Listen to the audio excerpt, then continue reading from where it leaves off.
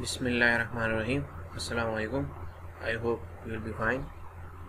Today we will have our lecture number 4 on foundation engineering. Today's topic is foundation loads.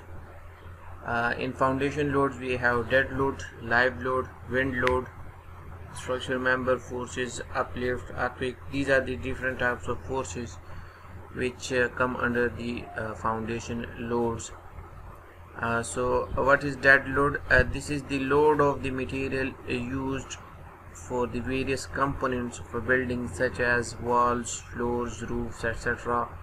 All permanent loads are thus included in this the dead load. So हमारे पास जितने भी हमारे पास loads है जो कि building के various components के होते हैं, जैसे कि वॉल्स के लोड हो गए, रूफ्स के हो गए, फ्लोर्स के हो गए, और जितने भी हमारे परमानेंट स्ट्रक्चर्स होती हैं, ठीक है, तो उनका जो वेट होता है तो उनको हम कंसिडर करते हैं as a dead load. Live load कौन से लोड्स होते हैं? This is the movable load on the floor and hence it's variable. It's also sometimes known as the superimposed load. It includes the load of person standing on a floor, weight of the material stored on a floor, weight of snow on a roof, etc. So जितने भी हमारे पास movable loads हैं उनको हम जो है live loads कहते हैं, और ये हमारे पास जो है वेरिएबल होते हैं. ये कभी ज़्यादा होते हैं, कभी कम होते हैं. बाज़ औक़ात हम इनको जो है सुपर इम्पोज लोड भी कहते हैं. इनमें हमारे पास जो लोड्स आते हैं वो कि जब कोई बंदा जो है फ्लोर के ऊपर खड़ा होता है तो उसका जो लोड होता है वो हमारे पास जो है लाइव लोड होता है, ठीक है. या जैसे कोई मटेरियल है, आपने जो है कुछ टाइम के लिए स्टोर कर दिया और उसको फिर जो है आपने रिमूव करना हो तो वो आपके पास जो है लाइव लोड होता है. जो लोड आप जो है रख सकते हैं और रिमूव कर सकते हैं, ठीक है, यानी कम ज़्यादा हो सकता है, ठीक है. जैसे कि वेट ऑफ स्नो गया, जब स्नो पड़ती है तो वेट आ जाता है, जब आप उसको रिमूव कर तो वेट चला ख़त्म हो जाता है. तो ये जो है टाइम के साथ जो है चेंज होता रहता है. तो ऐसे लोड्स हमारे पास जो है लाइव लोड्स कहलाते हैं. विंड लोड कौन से विंड लोड्स है? कौन से लोड्स होते हैं? In case of tall building the effect due to wind should be considered. Wind की वजह से, हवा की वजह से हमारे स्ट्रक्चर के ऊपर जो लोड पड़ता है, स्पेशली जो टॉल बिल्डिंग्स होते हैं, ठीक है, जिनकी हाइट जो है ज़्यादा होती है, तो उन केसेस के अंदर हमने जो है विंड लोड को भी जो है कंसिडर करना होता है. सो वो लोड जो विंड की वजह से हमारे स्ट्रक्चर के ऊपर जो है आता है तो उसको जो है हम कहते हैं wind load. Structural member forces, ठीक है, जिस तरह जितने भी हमारे पास स्ट्रक्चरल मेंबर्स है, बीम्स है, कॉलम्स है, ठीक है, स्लैब्स है, तो उनके जितने भी फोर्सेस होती हैं वो हमारे पास स्ट्रक्चरल मेंबर फोर्सेस के अंदर आती है. अपलिफ्ट हो गया, अगर आपके पास जो है सीपेज हो रही है, ठीक है, किसी भी जगह के ऊपर, ठीक है, जहाँ आपने कोई स्ट्रक्चर कंस्ट्रक्ट किया है वहाँ पर आपके पास पानी है और वहाँ पर नीचे से आपके पास जो है सीपेज हो रही है, तो सीपेज वाटर की वजह से अपलिफ्ट प्रेशर जो है हमारे स्ट्रक्चर के ऊपर जो है लग रहा होता है. सो उस प्रेशर अपलिफ्ट जो प्रेशर है उसको भी जो है आपने कैलकुलेट करना होगा in order to calculate the foundation loads. Earthquake loads है, अर्थक्वेक की वजह से हमारे पास जो है डिफरेंट टाइप्स ऑफ फोर्सेस जो है क्रिएट होती है, जो कि हमारे स्ट्रक्चर के ऊपर जो है एक्ट करती है. इनमें हमारे पास जो है हॉरिजॉन्टल भी, ये फोर्सेस हमारे पास हॉरिजॉन्टल भी होती है और वर्टिकल भी होती है. Depending upon the ground relative motion हमारे बिल्डिंग के ऊपर जो है ये एक्ट करती है और उनके अंदर जो है वाइब्रेशन कॉज करती है. Selection criteria for foundation based on soil conditions. So selection criteria for foundation for building depend on two types: factor related to ground soil condition and factor related to load from the structure. So basically अगर आप जो है soil के ऊपर जो है soil के हिसाब soil condition के ऊपर आप जो है फाउंडेशन को सिलेक्शन करते हैं, फाउंडेशन की सेलेक्ट करते हैं, तो वो जो है टू फैक्टर्स के ऊपर जो है डिपेंड करता है. एक पहला फैक्टर जो है वो हमारे पास जो है सॉइल की कंडीशन है कि सॉइल की जो है ग्राउंड सॉइल की कंडीशन क्या है, उसकी बेयरिंग कैपेसिटी क्या है, उसकी जो है और जो प्रॉपर्टीज़ है, शेयर फोर्स जो है, जो शेयर स्ट्रेंथ है वो क्या है. सो डिफरेंट सॉइल कंडीशन है उसके ऊपर जो है डिपेंड करता है. साथ ही साथ जो अगला फैक्टर है वो हमारे पास जो है लोड ऑफ द स्ट्रक्चर है कि हमारे पास लोड ऑफ द स्ट्रक्चर जो है वो कितना है. The performance of foundation is based on interface between the loading from the structure and the supporting ground or strata. जो परफॉर्मेंस है किसी भी फाउंडेशन की वो हमारे पास बेस करता है कि लोडिंग और स्ट्रक्चर के ऊपर, और हमारे पास जो ग्राउंड है जो कि या ग्राउंड जो सपोर्ट कर रहा है हमारे फाउंडेशन को, वो या उस जो स्ट्रेटा है जो हमारे स्ट्रक्चर को सपोर्ट करते हैं, इन दोनों के इंटरफेस के ऊपर जो है डिपेंड करता है फाउंडेशन की performance. The nature and condition of each of these varies, so the selection of appropriate foundation becomes necessary for these variation depending on circumstances. Selection of foundation based on ground conditions. So ground conditions को मद्देनजर रखते हुए कौन selection of foundation आप जो है किस तरह करेंगे. The ground or soil condition is necessary for determining the type of suitable foundation. जो ग्राउंड है या सॉइल कंडीशन है ये बहुत ही नेसेसरी है in order to determine the type of suitable foundation. The soil on which the industrial, commercial or residential building rest may be stable, level and of uniform composition, but in some situation it may be otherwise. जो soil है किसी भी industrial, commercial या residential building के लिए जिसके ऊपर हमारा जो फाउंडेशन रेस्ट करता है, तो वो स्टेबल होना चाहिए, लेवल होना चाहिए और यूनिफॉर्म कंपोजिशन का होना चाहिए. लेकिन बाज़ औक़ात जो है सिचुएशन में बाज़ औक़ात जो है सिचुएशन के हिसाब से जो है ये जो है कंडीशन जो है मुख्तलिफ भी हो सकती है. Following are the criteria for selecting suitable foundation based on the soil condition. So उस केस के अंदर आपने जो है फॉलोइंग जो क्राइटेरिया है फाउंडेशन को सेलेक्ट करने के लिए आपने यूज़ करना है for a given soil condition. When soil close to the surface is capable of supporting structure loads, shallow foundation can be provided. अगर आपके पास जो surface soil है या जो close to the surface soil है वो capable हो support का जो structure load है उसको support करने के लिए, कि उसका जो capable हो उसके कि आपके जो structure का load है उसको जो है support कर सके, तो उस केस के अंदर आप जो है shallow foundation जो है provide कर सकते हैं. When the ground close to the surface is not capable of supporting structural loads, hard strata is searched for, and in some cases it may be very deep, like in some cases like in case of multi-story building where loads are very high, so deep foundations are suitable for such cases.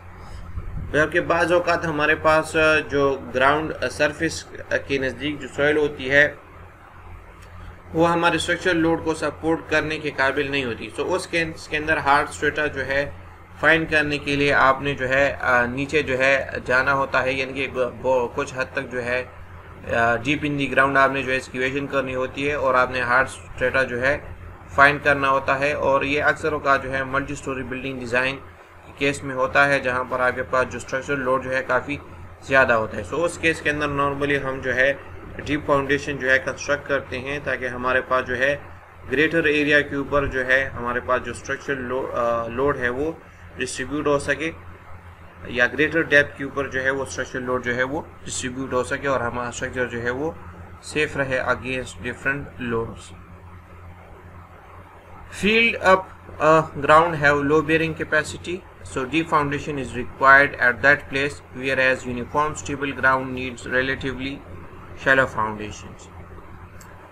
Level of the ground also affects foundation selection. If the ground is not leveled and has gradient, then step foundation may be preferred. जहाँ पर आपके पास जो है level ground ना हो तो उसकी वजह से भी हमारे पास जो फाउंडेशन सिलेक्शन है वो अफेक्ट होता है. तो उस केस के अंदर अगर आपके पास जो है ग्राउंड जो है वो लेवल नहीं है तो उस केस के अंदर आप जो है स्टेप फाउंडेशन जो है वो प्रेफर कर सकते हैं या स्टेप फाउंडेशन को जो है आप फॉलो कर सकते हैं. Selection of foundation based on loads from building, जो बिल्डिंग की तरफ से हमारे पास सॉइल के ऊपर फाउंडेशन के ऊपर जो लोड आता है तो उसके हिसाब से आपने जो है फाउंडेशन की सिलेक्शन किस तरह करनी है, यानी कि सिलेक्शन ऑफ फाउंडेशन जो है वो according to the load of building आपने किस तरह करनी है. The load condition, that is type of magnitude of load, depend on the form of type of building to be constructed. In case of low-rise building with large span, the extent of loading is relatively modest, so shallow foundation is preferred in this case.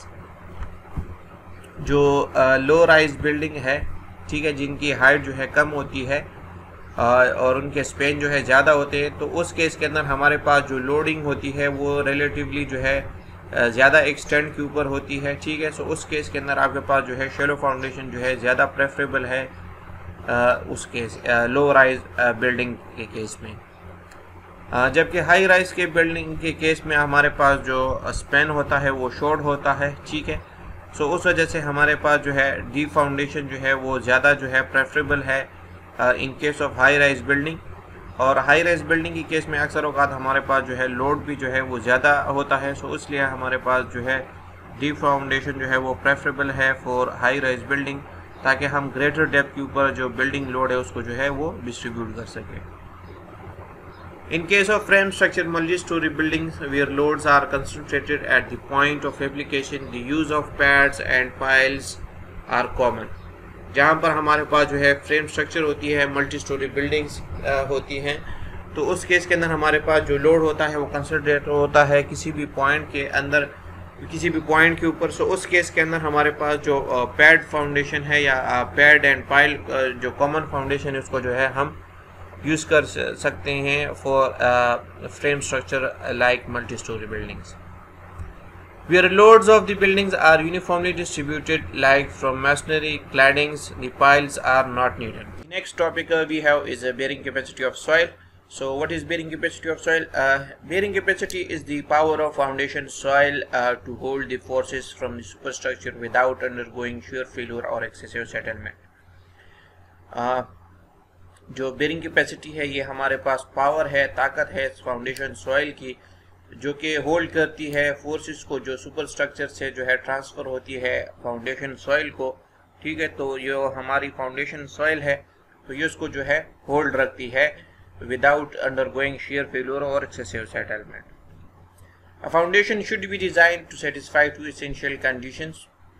जब भी कोई foundation आपने design करनी हो तो दो जो essential condition है उनको जो है आपका जो फाउंडेशन है वो सेटिस्फाई करे। इसमें जो पहला है वो है it must have some specified safety against ultimate failure, कि उसकी जो है स्पेसिफाइड सेफ्टी हो अगेंस्ट अल्टीमेट फेल्यूर। और जो सेटलमेंट है second one is the settlement under working load should not exceed the allowable limits of the super structure. और किसी भी सुपर स्ट्रक्चर के जो अलाउबल लिमिट्स है, तो जो सेटलमेंट है अंडर वर्किंग लोड्स वो जो है अलाउबल लिमिट से जो है इंक्रीज नहीं करना चाहिए। So these are the two essential conditions which should foundation satisfy when you design a foundation. Bearing capacity is used for the design of foundation and is determined on the basis of the above two criteria. Clear? So whenever you design a foundation, so the foundation is designed according to the bearing capacity, and these two conditions should satisfy the foundation design.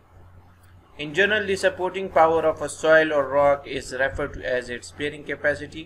The term bearing capacity is defined after attaching certain qualifying prefixes as defined below, that is the gross pressure intensity, net pressure intensity, ultimate bearing capacity, net ultimate bearing capacity, net safe bearing capacity, safe bearing capacity and allowable bearing capacity.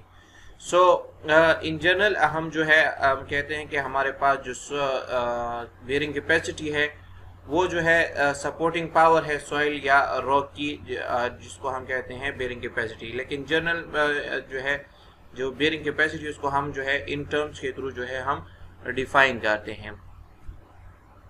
Ultimate bearing capacity क्या है? It is the maximum pressure that a foundation soil can withstand without undergoing shear failure।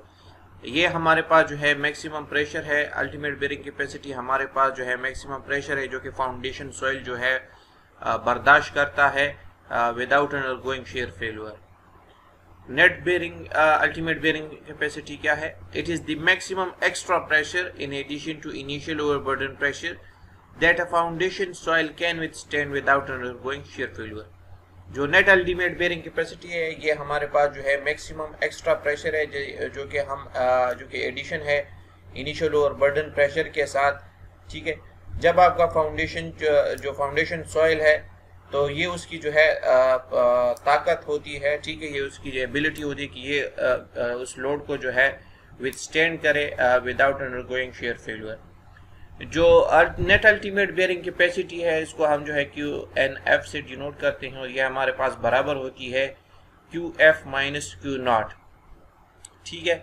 सो ये हमारे पास जो है इसके बराबर होती है। हियर Q0 जो है हमारे पास जो है ये ओवरबर्डन प्रेशर है फाउंडेशन लेवल के ऊपर, ठीक है, और ये हमारे पास इक्वल होता है gamma D for a level ground without surcharge when gamma is the unit weight of soil and D is the depth of foundation bottom from the ground level, ठीक है। जो Q0 है ये हमारे पास जो है ओवरबर्डन प्रेशर को जो है रिप्रेजेंट करता है। इसमें गेमा जो है unit weight of the surcharge material है, ठीक है, और D जो है उसके डेप्थ है सरफेस से लेकर फाउंडेशन तक, फाउंडेशन के डेप्थ तक, और QF जो है ये हमारे पास अल्टीमेट बेयरिंग कैपेसिटी है। सो जब हम अल्टीमेट बेयरिंग कैपेसिटी से जो है ओवरबर्डन प्रेशर माइनस करेंगे तो you will get the net ultimate bearing capacity. Safe bearing capacity, safe bearing capacity क्या है, इसको हम जो है QST डिनोट करते हैं। ये हमारे पास जो है एक्स्ट्रा लोड होता है, सेफ एक्स्ट्रा लोड होता है जो कि फाउंडेशन सॉइल जो है बर्दाश्त करता है in addition to the initial overburden pressure.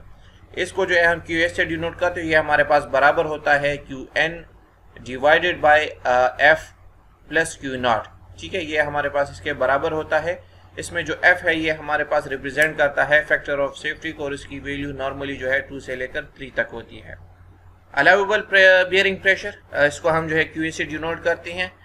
ये हमारे पास जो है मैक्सिमम प्रेशर होता है जो कि फाउंडेशन सॉइल जो है बर्दाश्त करता है जब हम शेयर फेल्यूर और सेटलमेंट दोनों को जो हम कंसिडर करते हैं, ठीक है। So it is the maximum pressure the foundation soil is subjected to considering both shear failure and settlement. Net safe bearing capacity क्या है? It is the net soil pressure which can be safely applied to the soil considering only shear failure. ये हमारे पास जो है net soil pressure होता है जो कि सेफली हम अप्लाई करते हैं जो है सॉइल के ऊपर considering the share failure only. जो नेट सेफ बेयरिंग कैपेसिटी इसको हम जो है QNS से डिनोट करते हैं, ठीक है, और ये हमारे पास बराबर होता है QNU divide by FOS। FOS जो है हमारे पास फैक्टर ऑफ सेफ्टी है और इसकी वैल्यू जो है हमारे पास जो है 2 से लेकर जो है 3 तक होती है, ठीक है। उसके बाद जो है gross pressure intensity. Gross pressure intensity क्या है? It is the intensity of pressure at the base of the foundation due to the load from the superstructure, self weight of the foundation and overburden if any. जो gross pressure intensity है इसको हम Q से denote करते हैं। ये हमारे पास जो है इंटेंसिटी ऑफ प्रेशर है जो कि बेस ऑफ द फाउंडेशन के ऊपर जो है एक्ट करता है और ये हमारे पास लोड ऑफ द सुपरस्ट्रक्चर की वजह से, self weight of the foundation की वजह से और ओवरबर्डन प्रेशर अगर कोई हो तो उसकी वजह से जो है ये हमारे जो सॉइल है उसके ऊपर जो है ये प्रोड्यूस होता है और उसके हमारे सॉइल के ऊपर जो है ये एक्ट करता है।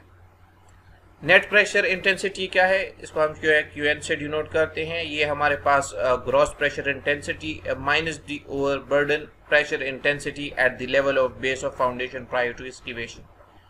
ये हमारे पास जो है gross pressure intensity minus overburden pressure है at the level of the base of the foundation excavation से पहले।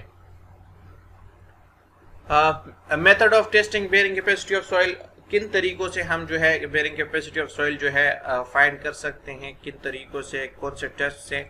So the bearing capacity of soil can be determined by the following methods. Following methods के through जो है हम जो bearing capacity है soil की वो हम फाइंड करते हैं।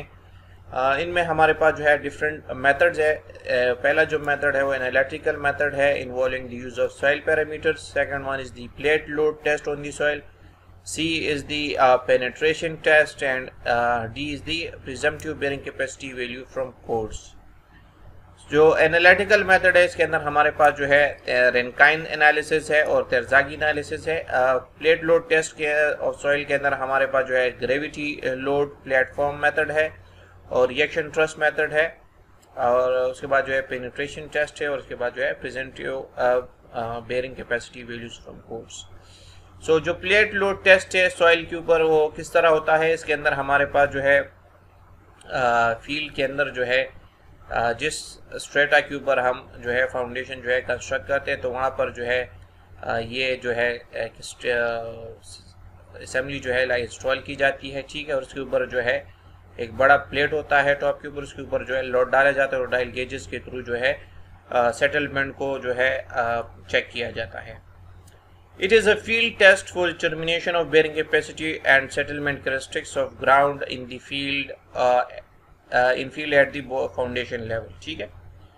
ये हमारे पास जो है प्लेट लोड टेस्ट जो है एक फील्ड टेस्ट है जिसको जो है हम करते हैं in order to find the bearing capacity and settlement characteristics of ground foundation level के ऊपर। The test involve preparing a test pit up to the desire foundation level. इसके अंदर हम जो है टेस्ट के अंदर हम जो है टेस्ट पिट जो है वो कंस्ट्रक्ट करते हैं डिजायर फाउंडेशन, जहाँ तक हमारा जो डिजायर फाउंडेशन लेवल है वहाँ तक। A rigid steel plate, round or square in shape, 300 mm to 750 mm in size, 25 mm thick, act as model of footing। इसके अंदर हमारे पास एक रिजिड स्टील प्लेट होता है, ठीक है, राउंड या स्क्वायर शेप में।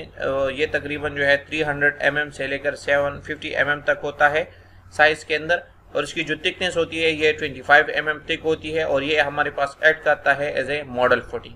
फिगर में आप देख सकते हैं ये आपके पास वो प्लेट है, ठीक है, रिजिड प्लेट है। इसकी जो थिकनेस होती है वो तकरीबन 25 mm तक होती है, और इसका जो साइज होता है वो 300 mm से 750 mm तक होता है। ये हमारे पास जो है फाउंडेशन लेवल है, इसके ऊपर इसको रखा जाता है और उसके बाद उसके ऊपर जो है ये लोड जो है डाला जाता है इस तरीके से। Dial gauges at least 2 of required accuracy 0.02 mm are placed on plate at corners to measure the vertical deflection। कम से कम 2 डायल गेजेस जो है लगाई जाती है, ठीक है, इसकी एक्यूरेसी 0.002 mm तक हो, ठीक है। कॉर्नर्स के ऊपर जो है दोनों, एक साइड के ऊपर दूसरी साइड के ऊपर जो है ये इंस्टॉल की जाती है। Loading is provided either as gravity loading और as a reaction loading. For smaller loads, gravity loads is acceptable where sandbags apply the load। Loading जो है वो प्रोवाइड की जाती है आया ग्रेविटी लोडिंग और रिएक्शन लोडिंग के थ्रू। जो स्मॉलर लोड्स के लिए जो है ग्रेविटी लोड जो है वो जो स्मॉलर लोड ग्रेविटी लोडिंग के स्मॉलर लोड के लिए ग्रेविटी लोडिंग जो है वो एक्सेप्टेबल है, और इस केस के लिए जो है सैंडबैग्स जो है उसके ऊपर जो है रखे जाते हैं। In reaction loading, a reaction truss or beam is anchored to the ground. A hydraulic jack applied the reaction load। जो रिएक्शन लोडिंग है उस केस के अंदर हमारे पास जो है एक रिएक्शन ट्रस जो है और बीम जो है वो एंकर किया जाता है ग्राउंड के साथ, ठीक है। फिगर में आप ये देख सकते हैं ये जो है एक ट्रस है, ठीक है, जो कि ग्राउंड के साथ एंकर किया गया है, ठीक है, और हाइड्रोलिक जैक के थ्रू जो है इसके ऊपर जो है लोड जो है अप्लाई किया जाता है। At every applied load the plate settles gradually. हर एक अप्लाइड लोड के साथ जो प्लेट होता है वो ग्रेजुअली सेटल होता है। The dial gauge readings are recorded after the settlement reduces to least count of gauge as 0.002 mm and average settlement of 2 और मोर गेजेस इज रिकॉर्डेड। जो डायल गेज रीडिंग होती है वो रिकॉर्ड की जाती है आफ्टर द सेटलमेंट, जो जब सेटलमेंट जो है रिड्यूस हो जाती है to a least count of 0.002 mm, और जो एवरेज सेटलमेंट है वो 2 या ज़्यादा गेजेस के हिसाब से जो है वो रिकॉर्ड की जाती है। Load versus settlement graph is plotted as shown in shown. इसके बाद जो है इसके लिए जो है लोड वर्सेस सेटलमेंट जो है ग्राफ जो है प्लॉट किया जाता है। Load P is plotted on the horizontal scale and settlement delta is plotted on the vertical side. इसके लिए जो है हमारे पास जो P है लोड है वो प्लॉट किया जाता है हॉरिजॉन्टल साइड के ऊपर, और जो सेटलमेंट होती है डेल्टा इसको जो है वर्टिकल साइड के ऊपर जो है वो प्लॉट किया जाता है।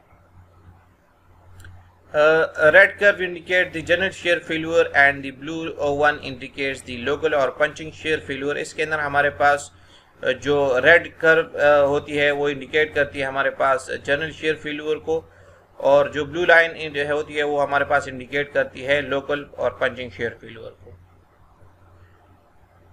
The maximum load at which the shear failure occurs gives the ultimate bearing capacity of the soil। और जो मैक्सिमम लोड होता है जिसके ऊपर जो शेयर फेल्योर अकर होता है तो वो हमारे पास जो है ultimate bearing capacity of soil जो है वो कहलाता है। ये आपके पास जो है एक्चुअल फील्ड टेस्ट है जो आपके पास शो हो रहा है, ठीक है। बड़े बड़े जो है प्लेट्स जो है वो इंस्टॉल किए गए और उसके ऊपर जो है सैंड बैग जो है वो रखे गए हैं according to the desired load. अगला जो टेस्ट है वो हमारे पास पेनिट्रेशन टेस्ट है। पेनिट्रेशन टेस्ट के थ्रू भी हम जो है बेयरिंग कैपेसिटी ऑफ सॉइल जो है वो मेजर करते हैं। इसकी ये हमारे पास जो है एक फील्ड टेस्ट है और इसके थ्रू जो है हम पेनिट्रेशन रेजिस्टेंस ऑफ सॉइल जो है वो मेजर करते हैं। It consist of a split spoon sampler 50.8 mm, ठीक है। ये हमारे पास जो है स्प्लिट स्पून सैम्पलर के ऊपर जो है कंसिस्ट होता है जो कि 50.8 mm के बराबर होता है ओडी और 35 mm आईडी, ठीक है। मिनिमम जो 600 mm जो है इसकी लेंथ होती है एंड 3.5 kg जो है hammer freely dropping from a height of 750 mm। और जो हैमर है ये आपके पास फिगर में आप देख सकते हैं, ये हैमर है, इसका तकरीबन जो वेट होता है वो 63.5 से लेकर 65 जो है kg तक होता है। और ये हैमर जो है फ्रीली जो है ड्रॉप का होता है, ठीक है, इसके ऊपर और ये आपके पास जो है 750 mm हाइट से जो है ये फॉल होता है। ये आपके पास जो है स्प्लिट स्पून सैम्पलर है, ठीक है, और इसके थ्रू जो है ये मटेरियल जो है नीचे से कलेक्ट किया जाता है। Test is perform on a clean hole 50 mm to 150 mm in diameter, ठीक है। जो टेस्ट है ये परफॉर्म किया जाता है क्लीन होल के ऊपर जिसकी डायमीटर जो कि 50 mm से 150 mm इन डायमीटर के दरमियान हो। Split spoon sampler is placed vertically in the hole, allowed to freely settle under its own weight or with blows for first 150 mm, which is called the seating drive। उसके बाद जो है the number of blows required for the next 300 mm penetration into the ground is standard penetration number n। जो number of blows है जो कि next 300 mm penetration के लिए जो रिक्वायर्ड हो तो वो हमारे पास जो है स्टैंडर्ड पेनिट्रेशन नंबर है और उसको जो है हम n से जो है डिनोट करते हैं। Apply the desired correction such as correction for overburden pressure, saturated fine silt and energy. उसके बाद जो है आप इसके ऊपर जो है डिजायर्ड करेक्शन जो है वो अप्लाई करें, सच एज जो ओवरबर्डन प्रेशर करेक्शन है, saturated fine silt and energy. ये जो है करेक्शन आप इसके ऊपर अप्लाई करें so you will get the standard penetration resistance. N is correlated with the most properties of soil such as friction angle, undrained cohesion, density etc। जो N है जो कि स्टैंडर्ड पेनिट्रेशन नंबर है ये हमारे पास जो है या इसको हम स्टैंडर्ड पेनिट्रेशन रेजिस्टेंस भी कहते हैं। ये हमारे पास सॉइल की बहुत सारी प्रॉपर्टीज के साथ जो है रिलेटेड है, कोरिलेटेड है, जैसे कि फ्रिक्शन एंगल हो गया, अनड्रेन्ड कोहेजन हो गई, डेंसिटी एक्सेट्रा। ये हमारे पास जो है इनके साथ जो है कोरिलेटेड है। यहाँ पर आपका आज का लेक्चर जो है वो कंप्लीट हो गया है। अगर आप लोगों को कोई क्वेश्चन है तो काइंडली कमेंट बॉक्स में पूछें।